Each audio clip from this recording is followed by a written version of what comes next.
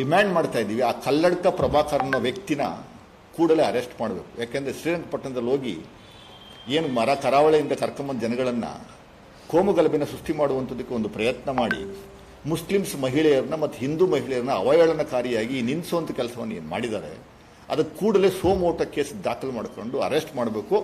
ಇಲ್ಲ ಒಂದಷ್ಟು ಜನ ಕಂಪ್ಲೇಂಟ್ ಕೊಡುವಂಥ ಕೆಲಸವನ್ನು ಮಾಡಿದರೆ ಪೊಲೀಸ್ನವರು ನಾವು ವಿನಂತಿ ಮಾಡ್ಕೊತೀವಿ, ನಿಮ್ಮ ಡ್ಯೂಟಿ ನೀವು ಮಾಡಿ, ದಯಮಾಡಿ ಯಾರು ಪರನೂ ಇರಬೇಡಿ, ಯಾರು ವಿರುದ್ಧನೂ ಇರಬೇಡಿ, ಶಾಂತಿ ಕಾಪಾಡಬೇಕು ಅನ್ನುವಂಥದ್ದರೆ ಪೊಲೀಸ್ನವ್ರ ವ್ಯವಸ್ಥೆ.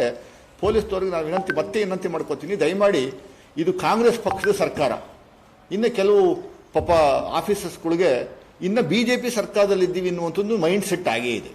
ನಾನು ಗಮನಿಸ್ತಾ ಇದ್ದೀವಿ, ಒಂದಷ್ಟು ಅಧಿಕಾರಿಗಳ ವರ್ಗ ಇನ್ನೂ ನಾವು BJPನಲ್ಲಿದ್ದೀವಿ, BJP ಸರ್ಕಾರನೇ ಇದೆ ಅನ್ನುವಂಥದ್ದು ಮೈಂಡ್ ಸೆಟ್ ಇದೆ. ಆ ಮೈಂಡ್ ಸೆಟ್ಟಿಂದ ಹೊರಗಡೆ ಬಂದಿಲ್ಲ.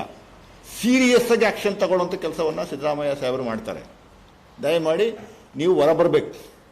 BJP ಸರ್ಕಾರದಲ್ಲಿ ನಿಮ್ಮ ವರ್ತನೆ ಏನಿತ್ತು ಆ ವರ್ತನೆ ಬಿಟ್ಟು ಹೊರಗಡೆ ಬಂದು ಜನಸಾಮಾನ್ಯರಿಗೆ ಕೆಲಸ ಮಾಡುವಂಥ ಕೆಲಸವನ್ನು ಮಾಡಬೇಕು.